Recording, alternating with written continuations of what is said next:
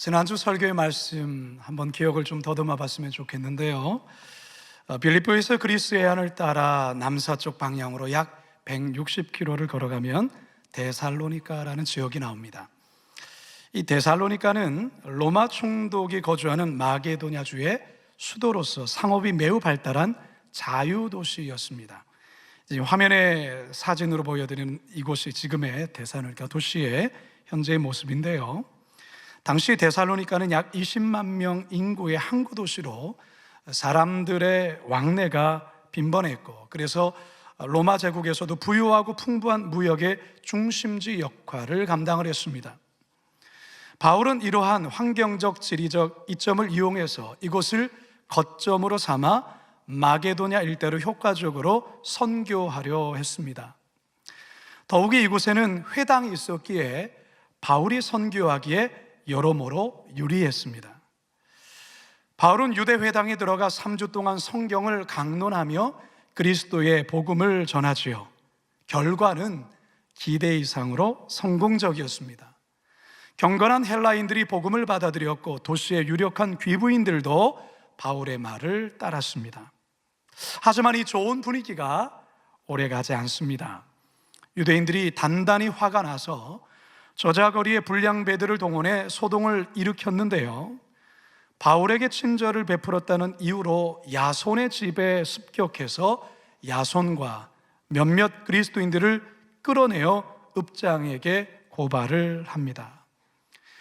이 같은 험악한 상황에서 바울과 실라는 더 이상 데살로니가에 머무를 수가 없었습니다. 그래서 급히 베레아로 피신해 갑니다. 어쩔 수 없이 가게 된 베레아였지만 놀랍게도 이곳에서 데살로니가에서보다 더 큰 복음의 역사가 나타나게 됩니다. 과연 어떠한 놀라운 역사가 있게 되었는지 우리 다 같이 본문으로 들어가 우리를 향하신 하나님의 살아계신 음성 듣게 되기를 간절히 축원합니다. 첫 번째 따라 하시겠습니다. 위기는 또 다른 기회를 제공합니다. 바울과 실라는 데살로니가 형제들의 도움을 받아서 야밤에 인근 지역인 베레아로 일단 피신해 가는데요, 10절 상반절 읽습니다. 시작. 밤에 형제들이 곧 바울과 실라를 베레아로 보내니. 이 베레아라는 것이 어떤 것일까? 이 베레아는 지도상으로 볼 때 데살로니가에서 남서쪽으로 약 64km 정도 떨어진 곳입니다. 마게도냐 평원 남쪽 올림푸스 산맥 기슭에 작은 언덕에 위치해 있습니다. 이 사진의 모습이 지금의 베레아 지역의 모습인데요, 베레아로 피신해 간 바울과 실라는 그곳에 도착하자마자 또다시 유대인의 회당을 찾고, 그리고 유대 회당이 보이자 그곳에 들어가 늘 하던 방식대로 성경을 강론하며 그리스도의 복음을 전합니다. 10절 하반절입니다. 시작. 그들이 이르러 유대인의 회당에 들어가니라. 여러분, 바울과 실라가 왜 데살로니가를 황급히 피해 이곳 베레아까지 피신해 왔습니까?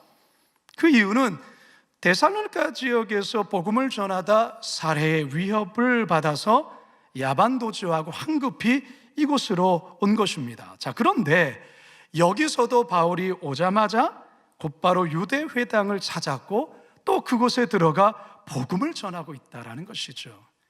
여러분, 이 바울의 열정, 여러분, 누가 이 바울의 열정을 막을 수 있겠습니까? 아무도 막을 수가 없어요. 여러분, 세상이 감당하지 못하는 사람들이 있습니다. 어떤 사람이냐? 열정의 사람. 열정의 사람을 세상이 감당하지를 못합니다. 열정을 가진 사람은 나이도 건강도 어떠한 악조건도 초월하며 살아갑니다.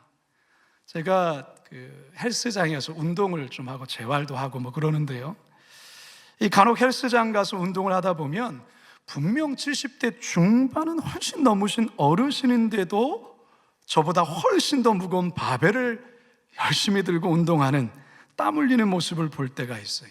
하루도 거르지 않고 늘 와서 운동하는 것이죠. 참 건강에 대한 대단한 열정을 소유한 분이다, 이런 생각을 하곤 합니다. 산을 좋아하시는 분들은요, 영하 20도, 25도 그 날씨에 아랑곳하지 않고 산을 타시는 분들 있습니다. 나이가 어떻든 간에 상관하지 않습니다. 대한민국의 산이란 산은 전부 다 섭렵하기도 하죠. 산에 대한 열정 때문에 그런 것입니다. 자, 그렇다면 여러분들에게는 어떤 열정이 있습니까? 나이도 건강도 그 어떠한 것도 초월할 수 있는 그 열정이 여러분들에게는 있습니까? 오늘 저와 함께 31분의 태국 아울리치 선교팀이 이제 4부 예배가 끝나면 인천공항으로 가서 태국으로 들어가게 되는데요. 이번 선교팀 원중에 70세가 넘으신 분이 5분이나 계십니다. 그 중에서도 나이가 제일 많으신 우리 양기수 안수 집사님은 올해 78세가 되십니다. 그리고 이배경 집사님 76세셔요. 대단하죠. 여러분, 왜 이들이 태국에 갑니까? 놀러 갑니까? 아닙니다. 이번에 놀러 가는 게 아닙니다. 선교하러 가는 겁니다. 왜요? 복음에 대한 열정 때문에 그렇습니다. 성도 여러분, 여러분들에게는 복음에 대한 식지 않은 열정이 있습니까? 한번 자신을 한번 돌아보십시오. 젊었을 때 한때는 있었는데 지금은 식었습니다. 혹시 이런 분 계십니까? 바라기는 오늘 설교 말씀을 듣는 중에 식었던 열정, 복음에 대한 열정이 다시금 뜨겁게 일어나기를 주님의 이름으로 축원합니다. 여러분, 열정의 사람은 위기가 닥쳐도 그 위기를 새로운 기회로 바꾸어 나갑니다. 오늘 바울이 그렇습니다. 바울은 비록 폭동으로 데살로니가를 황급히 나올 수밖에 없었지만 베레아에 도착하자 그는 또다시 유대회당을 찾았고 유대회당에 들어가서 그는 여전히 복음을 전하고 있다는 것입니다. 그런데 참으로 놀라운 것은 데살로니가에서보다 더 놀라운 복음의 역사가 이곳 베레아에서 펼쳐지게 된다는 것이죠. 11절 함께 읽습니다. 시작. 베레아에 있는 사람들은 데살로니가에 있는 사람들보다 더 너그러워서 간절한 마음으로 말씀을 받고 이것이 그러한가 하여 날마다 성경을 상고함으로. 무슨 말입니까? 베레아에 거주하는 유대인들은 데살로니가인 유대인들과는 달랐다라는 거예요. 뭐가 달랐습니까? 이들은 바울의 말을 무조건 배척하지 않았어요. 정말 말씀이 그러한가? 성경을 꼼꼼히 살펴보며 상고하기까지 했어요. 왜 그렇습니까? 이들에게는 간절한 마음, 말씀에 대한 간절함이 있었기 때문에 그렇다라는 것이죠. 여러분, 지금까지 바울이 여러 곳에서 유대인들에게 복음을 전했지만 이런 경우는 처음 있는 일입니다. 성경은 이 베레아 사람들이 데살로니가 사람들보다 더 너그럽기 때문이다, 그렇게 설명하고 있어요. 더 너그럽다, 이 너그럽다 말의 원어를 살펴보면 편견이 없다, 공평하다, 열려있다, 객관적인 자세를 갖고 있다라는 그런 의미가 담겨 있어요. 편견 없이 이들은 복음을 받아들였는데 그것이 성경이 정말 그러한가 살펴보며 상고했다라는 것이죠. 참 놀라운 사람들이 아닐 수 없어요. 결국 베레아에서 선교는 그야말로 대박납니다. 12절 함께 읽습니다. 시작. 그 중에 믿는 사람이 많고 또 헬라의 귀부인과 남자가 적지 아니하나. 성도 여러분, 데살로니가에서의 유대인들의 박해는 분명 바울에게는 큰 위기였습니다. 위기였어요. 하지만 식지 않은 복음의 열정 때문에 그는 베레아로 와서 여전히 복음을 전했고 그 위기는 또 다른 기회를 만들어내었다라는 것입니다. 따라서 성도 여러분, 어렵다고 위기라고 쉽게 포기하거나 단념해서는 안 됩니다. 주를 향한 열정만 있다면 분명히 새로운 기회는 얼마든지 열릴 수 있습니다. 바라기는 인생의 위기를 놀라운 기회로 바꿔가시는 역전의 명수 다 되시길 주님의 이름으로 축원합니다. 두 번째 따라 하시겠습니다. 악한 자의 공격은 집요합니다. 베레아에서 많은 유대인들과 헬라인, 사회적으로 명망 있는 귀부인들까지 예수를 믿게 되었다는 소식이 데살로니가 유대인들의 귀에 들어가게 됐어요. 그러자 이들이 곧바로 베레아까지 달려와서 또 한 번의 큰 소동을 일으킵니다. 13절입니다. 시작. 데살로니가에 있는 유대인들은 바울이 하나님의 말씀을 베레아에서도 전하는 줄을 알고 거기도 가서 무리를 움직여 소동하게 하거늘. 여러분, 정말 이들 끈질기고 집요하지 않습니까? 정말로 집요합니다. 그리고 참으로 악합니다. 여러분, 악인들의 특징 중에 하나가 바로 집요함이에요. 이들은 자신들이 원하는 목적을 달성하기 위해서 어떤 수단도 어떤 방법도 불사합니다. 사실 사이비 이단들의 특징이 이와 똑같아요. 탁지원 소장님이 운영하는 현대종교라는 기독 월간지가 있습니다. 사이비 이단들의 최근 동향이나 정보들을 제공해주는 아주 유익한 기독 월간지인데요, 이번 2월로를 보니까 이 신천지에 대한 내용이 다루어져 있어요. 신천지가 작년 11월 대구 스타디움에서 신천지 10만 명 수료식을 대대적으로 홍보하며 그 스타디움에서 진행을 했는데요, 이것을 내세워서 아주 공개적으로 전투적으로 포교 활동을 이어간다는 내용이에요. 여러분, 이 신천지는 몇 해 전까지만 해도 굉장히 은밀하게 포교 활동을 했어요. 기성교회에 마치 기성신자처럼 위장해서 잠입해서 성도들과 친해지고 가까워지고 교무의 글을 또한 포섭을 해서 신천지 공부방으로 인도하는 그런 전략을 썼어요. 아주 은밀하게 자신을 철저히 감추면서. 그러나 이제는 전략이 바뀌었어요. 이제는 대놓고 합니다. 홍보하며 포교한다라는 것이죠. 신천지 10만 수료식 사진전을 개최하면서 코로나19 상황에서도 10만 명이나 수료할 정도로 우리는 건강한 곳입니다, 우리는 큰 성장을 이루었습니다, 이렇게 홍보를 하는 거예요. 그런데 참 우스운 것이 있어요. 신천지 측에서 이들 모두가 10만 명 이상 새신자가 수료한 것이라고 말하지만 신천지 내부의 어떤 제보에 의하면 70%에서 80%는 기존 신천지인들이 마치 새신자인 것처럼 수료식을 연출했다라는 그런 제보가 있어요. 참 기가 차지요. 최근에는 국내 최대 청년 봉사단인 위아원을 출범했다며 대대적으로 홍보하고 있는데요, 우리 청년들이 조심해야 됩니다. 정말 조심해야 되는 게 헌혈과 봉사활동으로 수능이 끝난 수험생들, 특히 대학 새내기들에게 헌혈 봉사를 내세워 미혹할 가능성이 크다라는 거예요. 여러분, 부모님들이 왜 자녀들에게 이단에 대한, 또 교회가 이단에 대한 교육을 자녀들에게 반드시 해야 됩니다. 봉사활동, 또 어떤 언어 연수 이런 것을 위장해서 사실은 접근해서 미혹을 하죠. 개인 신상이 신천지 측에 넘어가면 그 신상을 가지고 집요하게 접촉하기 때문에 특히 대학에 입학하는 자녀들 미혹되지 않도록 정말 조심해야 합니다. 사실 신천지만이 아닙니다. 어머니 하나님을 운운하며 유월절을 지킬 때에 구원을 받는다는 교리로 포교하는 하나님의 교회 역시 그렇습니다. 기성교회를 사들여서 십자가를 내리고 하나님의 교회 간판을 다는, 정말 가슴이 아프죠. 이외에도 구원파의 하나인 박옥수의 기쁜 소식 선교회, 통일교, 여호와의 증인, 몰몬교, JMS 등의 이단들이 우리 주변 가까이에서 우리 성도님들의 영혼을 노리고 있다는 것을 여러분들 아셔야 합니다.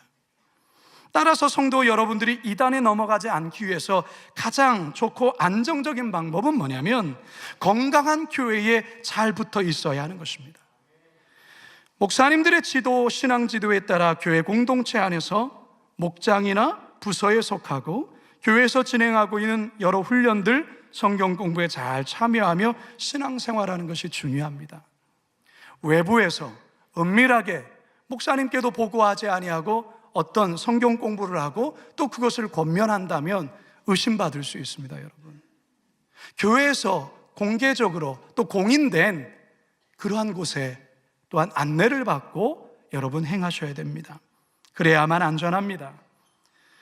여러분, 요즘에는 사이비 이단도 참으로 무섭지만 저는 더 심각하고 무서운 것은 철저한 인본주의적 가치관과 유물론적 사관에 파생된 어떤 시대 정신이나 사회 현상이 저는 더 무서운 일이라 생각됩니다. 왜냐하면 이런 것들은 마치 자연스러운 사회적, 문화적 현상이자 시대적 흐름이라 착각하게 만들어 버립니다. 이들은 하나님과 성경이 기준되는 삶을 강하게 거부하고 싫어해요.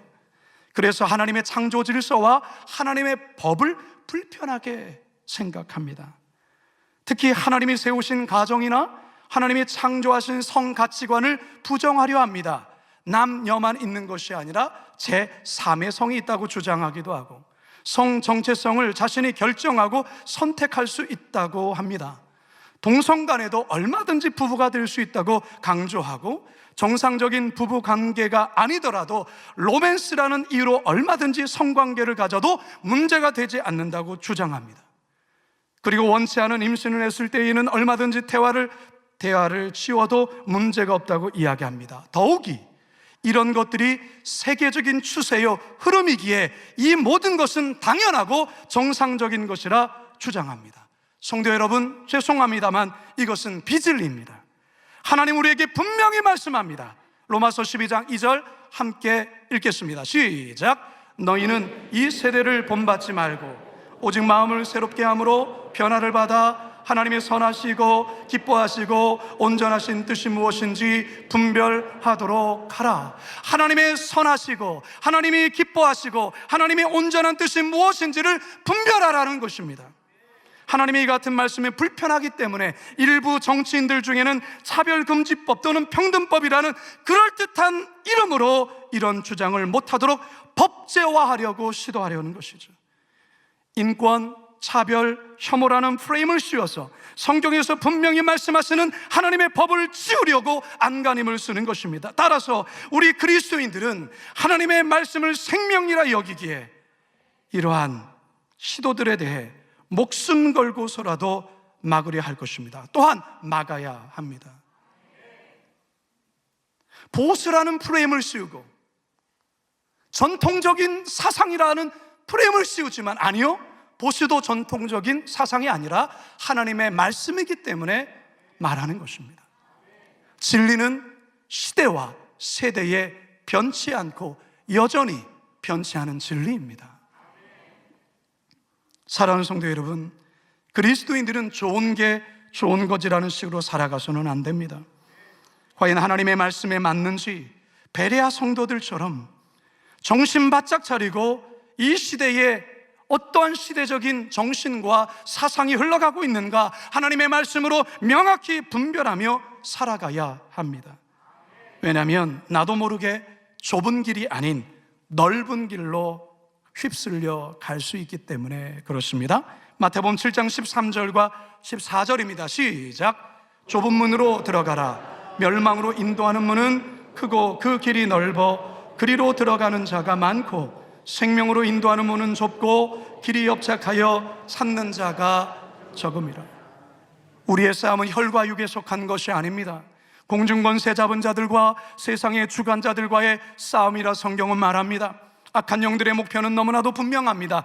이 땅에 하나님의 나라와 하나님의 법과 하나님의 통치가 이루어지기를 원치 않는 것이죠. 그래서 데살로니가 유대인들처럼 집요하게 방해하고 회방하고 때론 위협하고 때론 유혹하기도 합니다.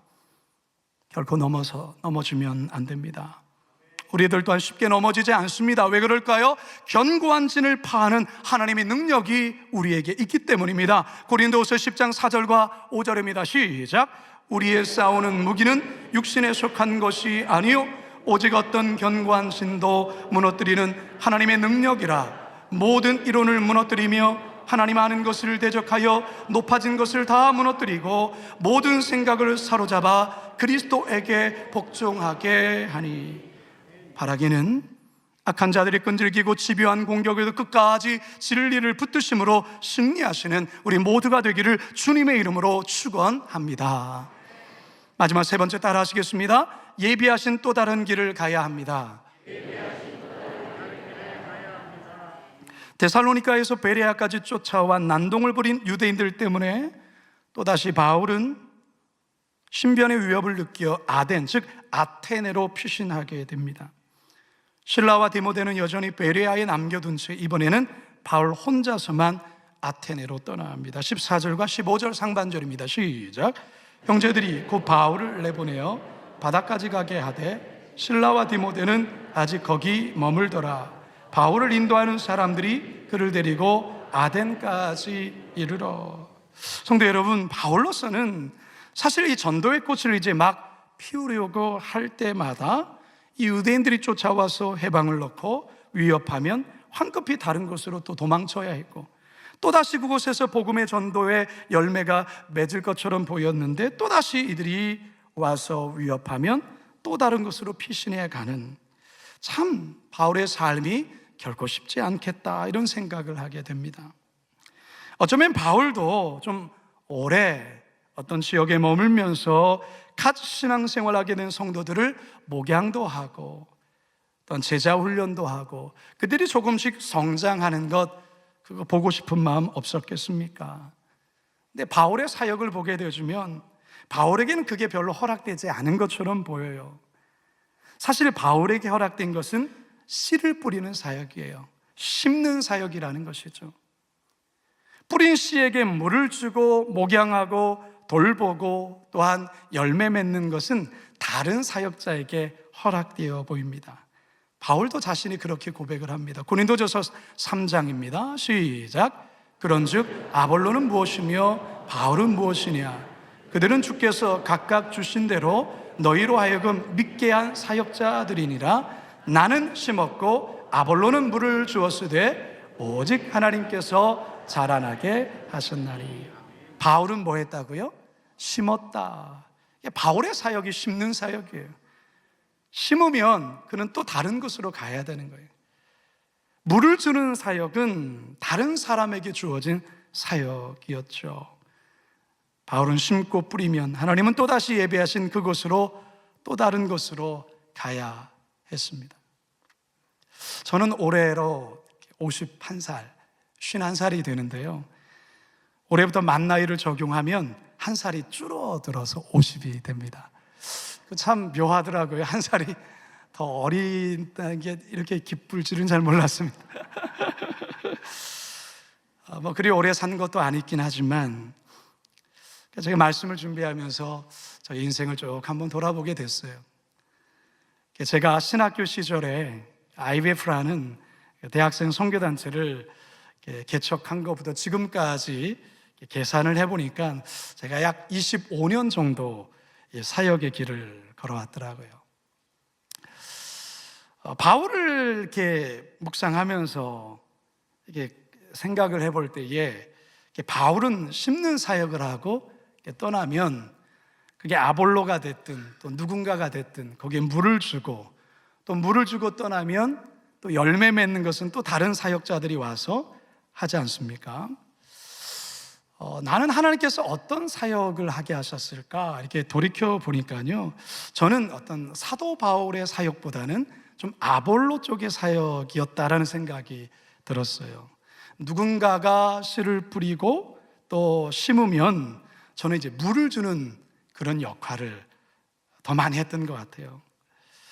제가 물을 주었던 공동체를 이렇게 보니까요, 물론 다는 아니지만 때로는 아프고 또 상처도 있고 또 건강하지 못한 그런 곳에 가서 물을 주는 사역들을 했더라고요.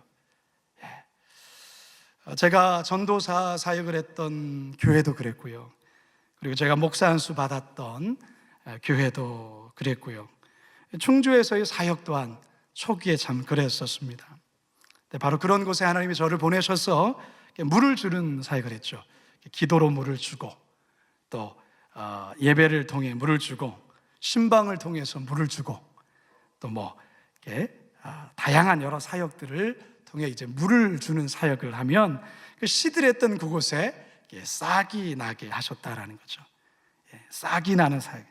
그 싹이 나는 것까지 하나님께서 저를 그곳에 있게 하시고 또 다른 곳으로 옮기셔서 또 다시 물을 주는 사역들을 지금까지 해오게 하셨던 것 같습니다. 때론 열매를 많이 맺고 싶고 꽃이 환하게 활짝 피는 것도 보고 싶은데 하나님께서 저에게 주신 사역은 물을 주어서 싹을 돋아나게 하는 그런 역할까지만 했던 것입니다. 열매는 다른 사역자들을 통해서 보게 하셨습니다. 그러면 저는 하나님이 예비하신 또 다른 길을 걸어가고 또 걸어가고 그렇게 걷다 보니 여기까지 왔습니다. 여러분, 하나님께서는 우리의 어떤 재능과 분량과 은사와 열정에 따라 때로는 씨를 뿌리는 역할을 감당하게 하시고, 때로는 심게 하시고, 때로는 물을 주게 하시고, 때로는 그 열매를 맺게 하십니다. 각자마다 다른 것이죠. 다른 것이죠. 역할도 분량도 다른 것이죠. 그러나 중요한 것은 결과적으로는 그 모든 것이 합력하여 선을 이루신다라는 사실입니다. 돌아보니 하나님께서 합력해서 선을 이루셨더라고요. 어느 사역자를 통해서 이마만큼 하게 하시고, 그리고 저를 통해서 이마만큼 하게 하시고, 또 다른 사역자를 통해서 이마만큼 하게 하셔서 결국은 돌아보니까 하나님의 선한 역사가 이루어지는 것을 보게 되었어요. 로마서 8장 28절 함께 읽습니다. 시작.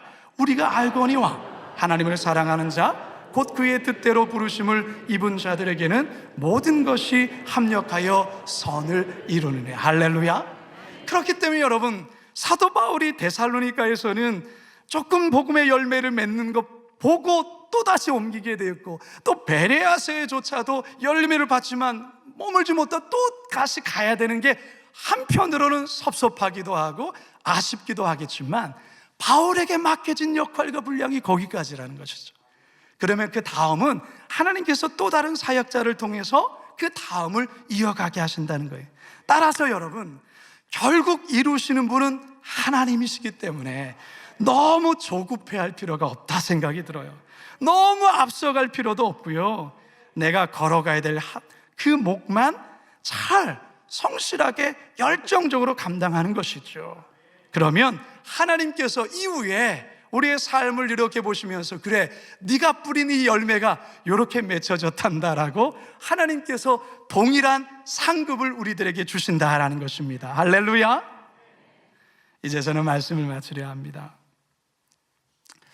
주일마다 사도행전을 통해서 사도 바울의 선교 여행을 살펴보면서 참 하나님께서 우리의 인생의 여정 가운데 말씀해 주시는 것이 참 많습니다. 데살로니가에서의 성공적인 사역에 더 머물고 싶은 게 바울의 마음 아니겠어요? 하지만 유대인들의 그 뜻하지 않은 방해로 베레아로 급히 떠나야 했습니다. 떠나야 했어요. 하지만 여러분, 바울은 실망하지 않습니다. 주님을 향한 열정이 여전히 있기 때문에 그는 그 위기를 베레아에 가서 동일하게 열정을 쏟아내니까 데살로니가보다 더 놀라운 복음의 열매가 맺혀지는 거예요. 따라서 여러분, 열정이 식지만 않으면 돼요. 이거 중요한 것입니다. 하나님께서 그 위기를 기회로 바꾸십니다. 물론 여러분, 우리들의 영적인 싸움은요, 하나님 나라 가기까지 계속될 것입니다. 여러분, 우리가 주님을 따라가는 이상 영적인 공격은 계속될 거예요. 여러분, 이것 안 하려면 우리는 하나님 나라 가야 됩니다. 하나님 나라에는 악한 사단의 공격이 없기 때문에. 그러나 우리가 이 땅에 사는 날 동안에는 믿음의 영적인 싸움을 힘겹지만 이 집요한 영적인 공격을 하나님의 말씀으로 잘 막아내며 영적인 싸움을 싸워야 되는 것이죠. 여러분, 두려워하지 마십시오. 하나님이 함께 하십니다. 하나님이 도와주십니다. 그리고 나에게 주어진 그 분량, 그 역할 열심히 감당하고 또다시 다른 곳으로 하나님이 가라 하시면 우리가 믿음으로 아멘함에 가실 때 하나님께서는 그 모든 것을 합력하여 선을 이루어 주실 줄로 믿습니다. 이러한 삶을 멋지게 살아가시는 우리 모두가 되기를 주님의 이름으로 축원합니다. 축원합니다. 축원합니다. 우리 하나님의 말씀을 기억하며 이 귀한 찬양이 있죠, 우리의 고백으로 함께 하나님께 올려드리겠습니다. 주님 다시 오실 때까지 나는 이 길을 가리라. 좁은 문, 좁은 길, 나의 십자가 지고 나의 가는 이 길 끝에는 나의 가는 이 길 끝에서 나는 주 영광에 내 주님 나를 맞아주지. 주님 다시 오실 때까지, 주님 다시 오실 때까지 나는 일어나 달려가리라. 주의 영광 온 땅 덮을 때 나는 일어나 노래하리라. 나는 일어나 노래하리. 내 사모하는 주님 온 세상 구주시라. 내 사모하는 주님 영광의 왕이시라.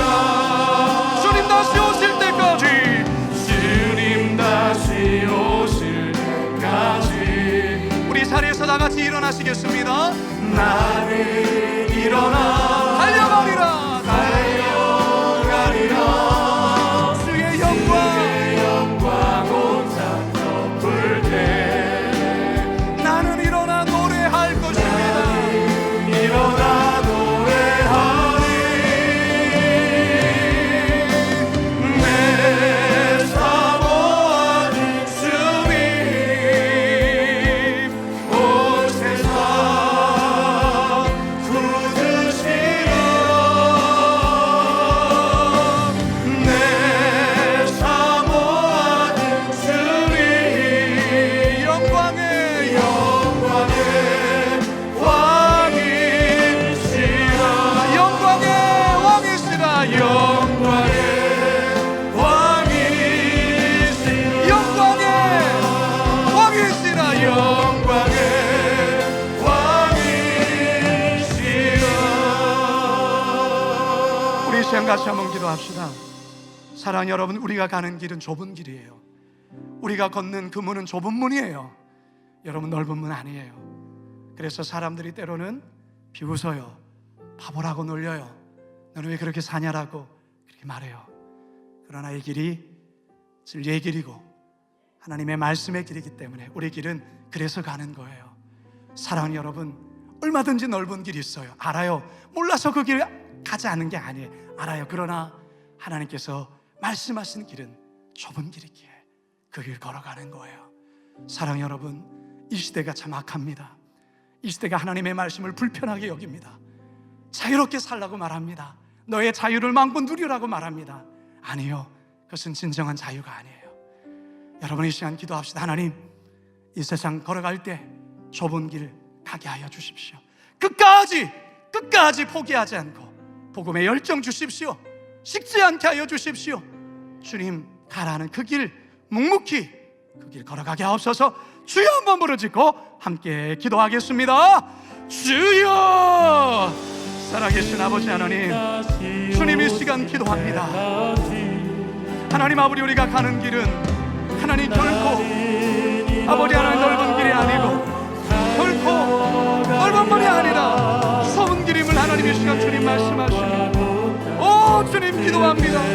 주님 이 좁은 길 걸어가게 하여 주십시오. 복음의 열정을 가지고 하나님 믿음의 길, 때로는 바보 같은 길이랄지라도 손해보는 길일지라도 끝까지 이 믿음의 길을 걸어가게 하여 주시고, 하나님 세상 끝날에 주님 앞에 섰을 때 주님으로부터 잘했다 칭찬 듣는 우리 모든 성도들 되게 하여 주시옵소서.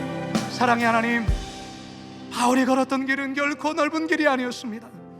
핍박받는 길이요, 때로는 생명 위협을 느끼는 길이었습니다. 그러나 그는 복음의 열정을 포기하지 않았습니다. 하나님께서 가라는 그곳에 또다시 가서 또다시 그는 복음을 전했고, 우리가 생각한 그 이상의 놀라운 역사를 또한 펼쳐주셨습니다. 하나님, 그리스도인으로 이 세상 살아간다는 것 결코 쉽지 않습니다.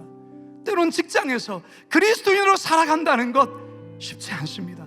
그러나 그럼에도 불구하고 우리 믿음의 성도들 꿋꿋하게 좁은 길 끝까지 걸어가게 하여 주옵소서. 그래서 인생 끝날에, 이 세상 끝날에 주님 앞에 섰을 때 주님으로부터 칭찬받는 우리 성도들 다 되게 하여 주옵소서. 감사하며 예수님의 이름으로 기도드렸나이다.